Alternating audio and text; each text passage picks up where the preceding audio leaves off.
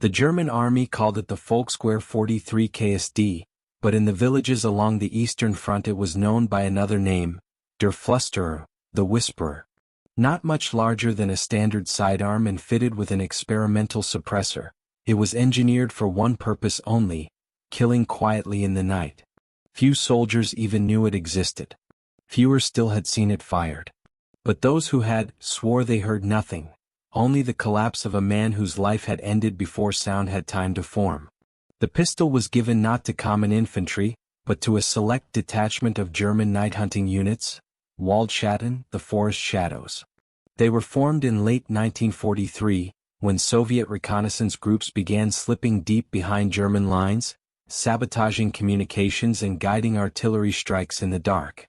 To combat them, Germany created hunters trained to merge with the night itself.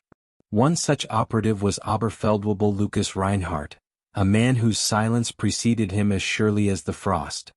His past was a stitched-together rumor, a forester's son, a marksman, a man who could navigate woods by touch and kill without hesitation. His commanders admired him. His men feared him. The Whisperer belonged to him as naturally as his own hand. On a night in December in the Black Forests east of Vitebsk, Reinhardt crouched near the ruins of a barn listening. Snow fell without sound, flakes drifting through the holes in the roof like ash from a dying sky. The moon hid behind a curtain of cloud, leaving the world submerged in shades of graphite and ink. Somewhere beyond the trees, Soviet scouts were moving, 3 of them according to intercepted radio chatter. They had crossed the front hours earlier. Their goal was unknown, but their route suggested they were headed for a German command post. Reinhardt waited, gloved finger hovering near the pistol's cold frame. The Whisperer was not meant for distance. It was a predator's fong, a weapon used in breaths, not meters.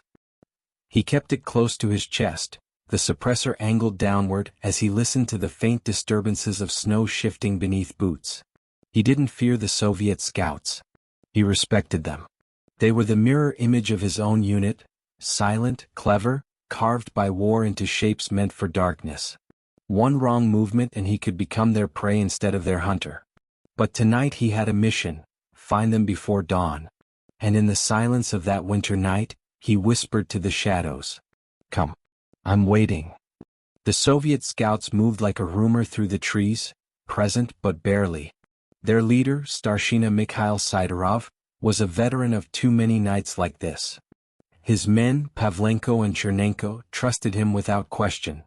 He had kept them alive more than once in situations darker than this frozen forest. Their mission was clear: reach the German command post south of Vitebsk, plant a beacon for artillery and vanish before daylight. A simple task on paper, but the front lines here had become a labyrinth of fear and instinct. The Germans had begun deploying a new type of night hunter. More than once, Soviet scouts returned with stories of comrades who died silently, shot at close range without a single rifle report, their bodies found with small, neat wounds and no witnesses. The men whispered about a silent pistol. Sidorov didn't believe in myths. Yet he couldn't deny the strange precision of those killings. Tonight, he felt the forest pressing close in a way he couldn't explain. The trees leaned inward like old sentries listening for secrets.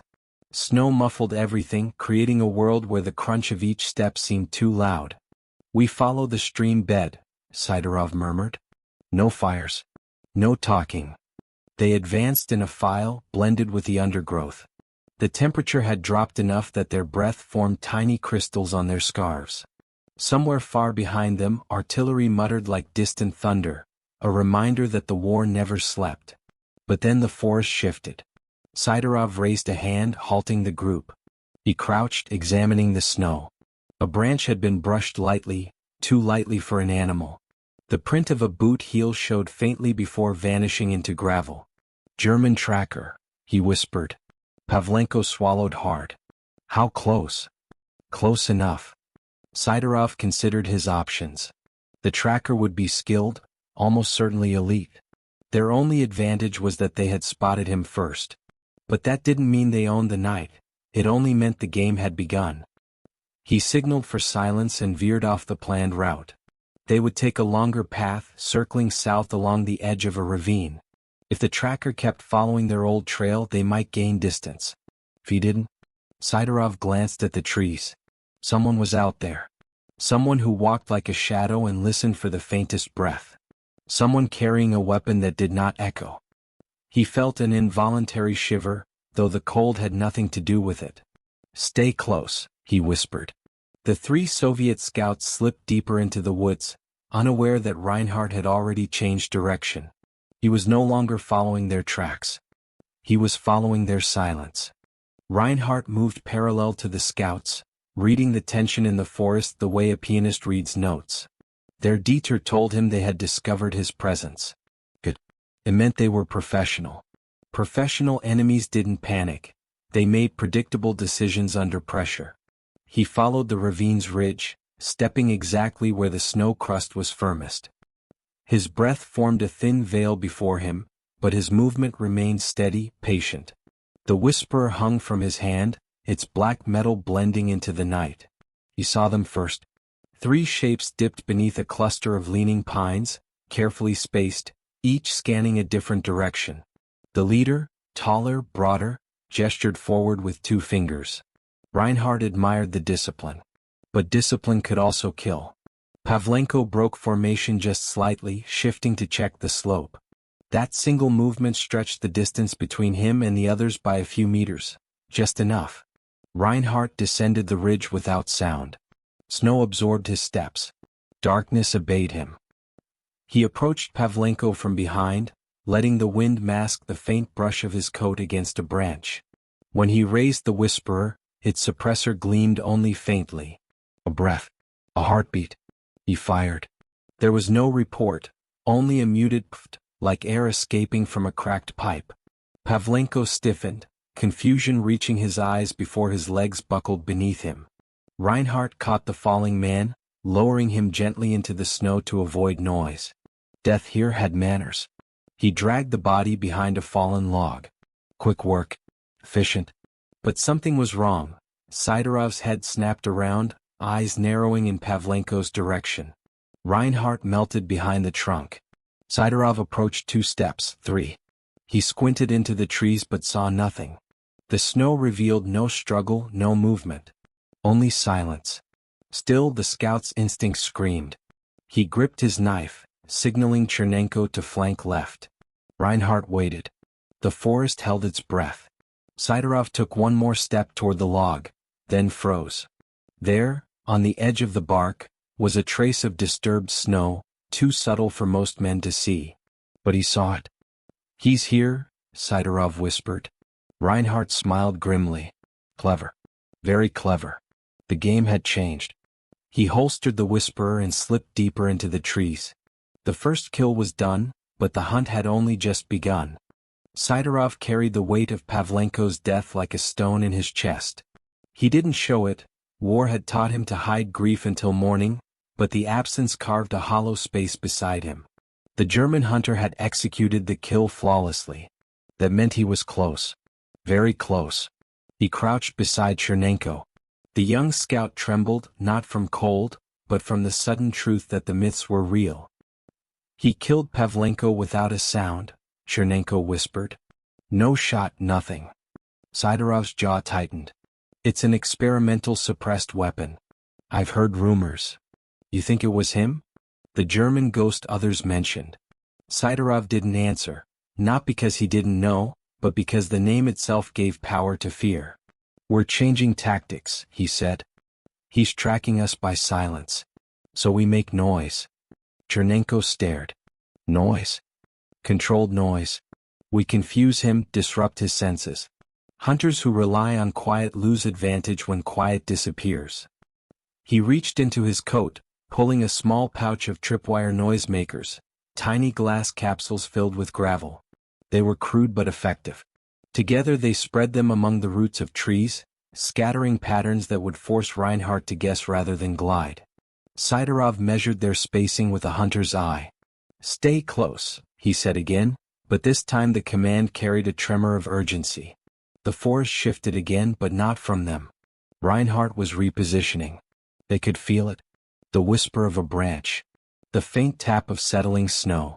A disturbance too subtle for ordinary ears, but not for men who survived on instinct. Siderov raised his rifle. Chernenko followed his lead. Then everything happened at once. A glass capsule snapped under pressure. Chernenko fired blindly. Siderov dropped to cover. Reinhardt was already moving, sliding between trees using the gunshot as cover to flank them.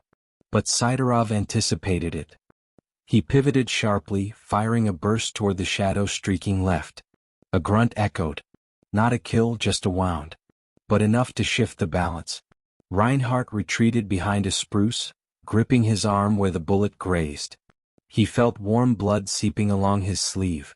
Pain sharpened his senses rather than dulling them. "So," he whispered, "you bite back." He admired that. The Soviet scouts were no longer prey. They were becoming hunters themselves. The wound slowed Reinhardt only slightly. Pain was a familiar companion, one he carried like old luggage. But now he understood his opponents. Disciplined, resourceful, willing to adapt.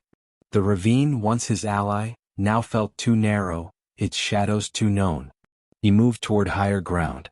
The Whisperer rested in his good hand, angled low, ready for the next kill. But something in the air had changed. Not fear, purpose. The Soviets were no longer running. They were maneuvering. Siderov and Chernenko climbed the opposite ridge, keeping a careful spread. They moved slowly now, not to hide but to control the field. Siderov's mind raced, calculating every possibility. If the German hunter retreated west, he could circle around and strike from behind. If he moved east, he risked entering open ground. So the prudent move, the move a professional would choose, was height. Siderov led his men upward. Reinhardt sensed their direction and adjusted. His breath had become shallow, but the cold numbed the bleeding. He knelt behind a fir tree and waited, listening to the distant rhythm of snow shifting in ways too deliberate to be natural. He found Siderov first. The Soviet leader crested the ridge with precision, rifle raised, eyes scanning the timberline. Reinhardt steadied the Whisperer with both hands despite the throbbing in his arm. The suppressor pointed directly at Siderov's chest. For a moment, time froze. Two hunters. Two men carved by war. Two soldiers who understood the value of silence. Reinhardt exhaled. A shot whispered. Siderov twisted at the last instant, the round slicing through his coat. He stumbled behind a rock, firing 3 rapid shots into Reinhardt's position. One struck the fir trunk inches from Reinhardt's head. They exchanged fire, whispers versus thunder. Chernenko flanked hard to the right, desperation pushing him faster than fear. When he spotted Reinhardt's silhouette, he raised his rifle and shouted, "For Pavlenko!" Reinhardt pivoted. His Whisperer hissed once. Chernenko dropped instantly, momentum carrying him forward into the snow. Silence returned. Reinhardt stepped from cover, chest rising heavily. Only Siderov remained. The man he respected. The man who had wounded him. The man who might kill him still. But Siderov didn't attack. He sat beside Chernenko's body, rifle lowered, breathing hard. Not surrendering, accepting. Reinhardt approached cautiously. Siderov looked up, eyes burning with exhausted fury. "Finish it," Siderov said. Reinhardt raised the Whisperer. Then he paused. In Siderov's eyes he saw not fear, but the reflection of a man he might have been, if he had been born on the other side of the river, under a different flag in a different winter. War had made them enemies, but silence made them equal. Reinhardt lowered the gun. Siderov did not thank him. He simply stood, wounded pride and wounded flesh working together, and walked into the forest. Reinhardt let him go. The sun finally began to lift beyond the trees, its light dim and cold. Neither man had won. Neither man had lost. But both had survived a night shaped by shadows. And by a pistol that never echoed.